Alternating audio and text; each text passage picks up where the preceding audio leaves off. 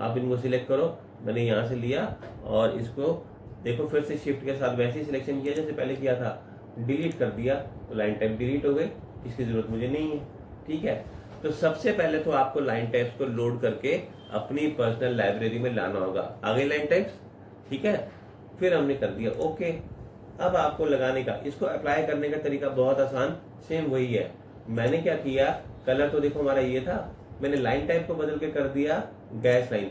आजकल जैसे gas line underground वाली आ गई ना, तो ये मैं गैस लाइन की ड्राइंग बना रहा था, यहाँ से मैंने ये लाइन कमांड दिया तो ये लाइन लगाई, तो आपने देखा अंडरग्राउंड गैस लाइन दिखाई दे रही है। इसी तरह से मान लो कि पानी की जो पाइपलाइन है वो भी नीचे से जा रही है अंडरग्राउंड, तो मैंने क्या किया, यहाँ से कलर को बदल दिया। कलर को चेंज करके काम करना ठीक रहता है, आइडेंटिफिकेशन आसान हो जाती है। मैंने इसको बदल दिया और आपके बार आपने गैस लाइन की जगह यहाँ से ले लिया हॉट वाटर सप्लाई। अब जब मैंने लाइन का नाम दिया तो यहाँ से आप देखो ये जो मैंने लाइन लगाई ये उसी हिसाब से आ गई हॉट वाटर की। ठीक, ये जो मैंने बनाया था इसको मैंने सिलेक्ट करा और एग्जिस्टिंग को भी बदल सकते हैं। देखो मैंने इसको लिया और इसके ऊपर मैंने लगा दिया जिगजैग लगा दिया। ये देखो, देख रहे हैं आप, हर एक के ऊपर में लाइन टाइप हम अलग अलग देते जा रहे हैं। ये देखिए यहाँ से, फिर वो चाहे करंट बना के कर लो या फिर चाहे आप ऐसे कर लो। ठीक है, क्लियर। अब तो लाइन टाइप्स ये हमने लगा दी। अब मान लो हमें ये लग रहा है कि जो गैप है ये तो ठीक दिखाई दे रहा है गैस और हॉट वाटर, मगर ये जो है ना हमें लग रहा है बड़ा है इसका गैप, हम इस गैप को छोटा रखना चाहते थे। ये तो बड़ा दिखाई दे रहा है। हमारे पास एक कमांड होता है LTS, इसे हम लाइन टाइप स्केल कहते हैं। जब ये कमांड आप देते हैं तो ये आपसे पूछता है स्केल फैक्टर भरो, नीचे 1 की वैल्यू लिखी हुई है, मैंने इसको 0.5 कर दिया। जैसे 0.5 करा आपने देखा कि गैप ठीक हो गया, छोटा हो गया ना वो गैप, लेकिन सभी का हो गया। ड्राइंग में जितनी भी लाइन टाइप्स थी सभी का गैप रिड्यूस हो गया, कम हो गया। तो हम लाइन टाइप स्केल देके गैप को अगर मैंने 2 कर दिया तो देखो गैप बढ़ गया, है ना। इसका मतलब कि आप जो ये गैप देते हैं इससे लाइन टाइप स्केल से हम गैप को ज्यादा या कम कर सकते हैं। ये देखो, ठीक है। लेकिन इसमें अब एक बात और हो गई कि ये तो ठीक हो गया पर ये बिगड़ गया, ये बहुत छोटा हो गया, है ना। वो पहले ठीक था, ये गलत था, ये सही हुआ तो वो गलत हो गया। तो क्या करेंगे, अगर हमें सभी लाइन टाइप्स का गैप ठीक करना हो, देखो ये ग्रीन वाला भी ठीक हो गया, ये भी ठीक हो गया, मगर ये दोनों बिगड़ गए। तो अगर हमें सभी का लाइन टाइप स्केल ठीक करना हो, गैप एडजस्ट करना हो, तब तो हम LTS से करते हैं। और अगर मेरे को सिर्फ मान लो अभी इन दो को तो ठीक करना है, तो हम क्या करेंगे, यहाँ से इसको सिलेक्ट करेंगे दोनों को और आप इसकी प्रॉपर्टीज में चले जाओ। प्रॉपर्टीज में जाके यहाँ पर आप देखो जनरल प्रॉपर्टीज में लिखा है लाइन टाइप स्केल, ये 1 लिखा हुआ था, मैंने इसको 2 कर दिया तो ये बढ़ गया, अकेला ये बढ़ा।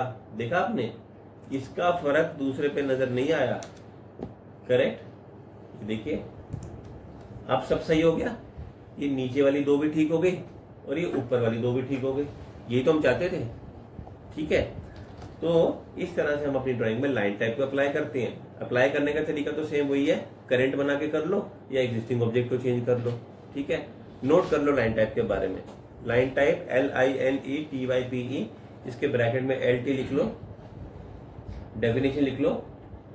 पहले हमें ऑटोकैड लाइब्रेरी से लाइन टाइप्स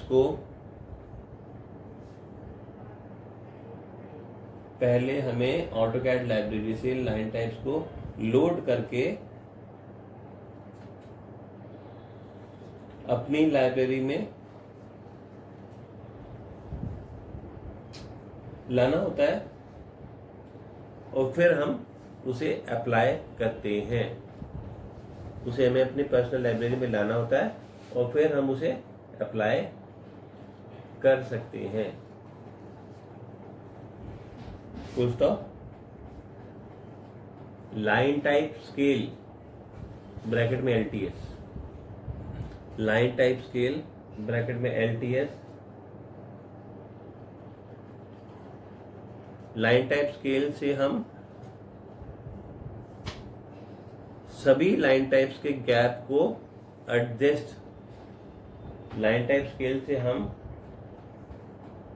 वैल्यू देकर, लाइन टाइप स्केल से हम LTS ब्रैकेट में वैल्यू देकर सभी लाइन टाइप्स के गैप को एडजस्ट कर सकते हैं।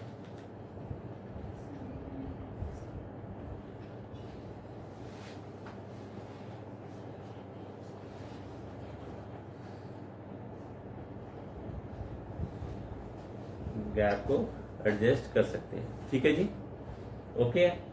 ये तो था लाइन टाइप के बारे में। अब अगली बात हम करते हैं लाइन वेट के बारे में। लाइन वेट के बारे में क्या होता है कि जब हम ड्राइंग्स बनाते हैं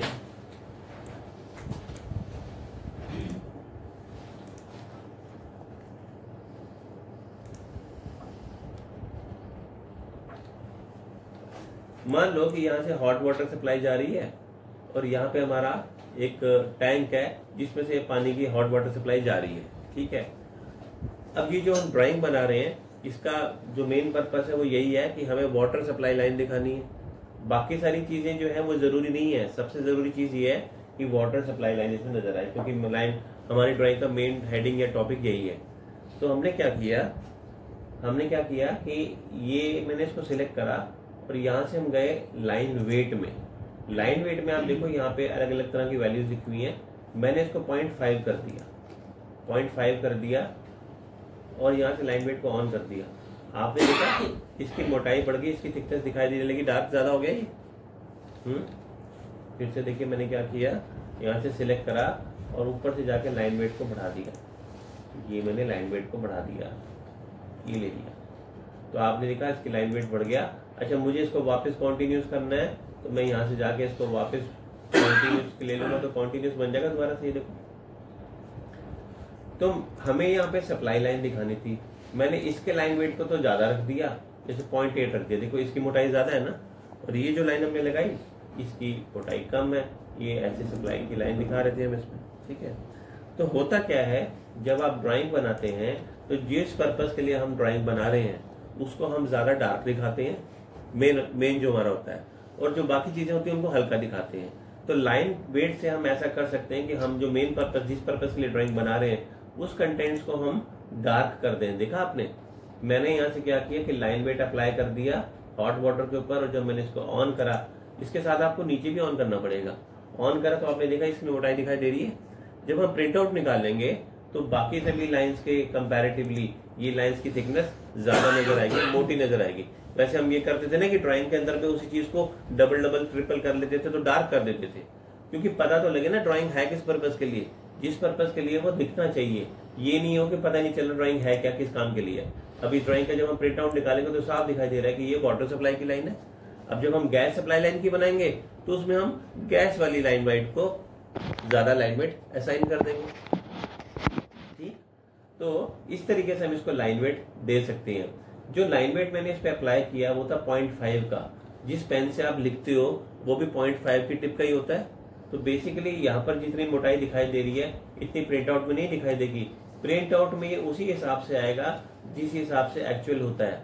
मतलब 0.5 है तो 0.5 के बराबर मोटाई देगा, और 0.8 है तो 0.8 के बराबर मोटाई देगा। ये देखिए, इसमें यहाँ तो सिर्फ फर्क समझाने के लिए आपको ये दिखाया गया है। ठीक है, थिकनेस इतनी, ये ग्राफिक स्क्रीन के ऊपर दिखाने के लिए थिकनेस है 0.5 की इतनी। एक्चुअल तो दिखा नहीं सकता ना, अगर आपको एक्चुअल दिखाएगा तो क्या पता लगेगा आपको। इसलिए फर्क समझाने के लिए 0.5 इतना है तो 0.7 इतना है तो 1 इतना है, फर्क समझाने के लिए। अच्छा, और इसमें लाइन वेट कम भी है या 0 भी है। आगे हम कुछ ड्राइंग से बनाएंगे, जब हम हैचिंग करते हैं तो कई चीजें ऐसी होती है जिनको हमें बहुत हल्का दिखाना होता है या ना के बराबर दिखाना होता है।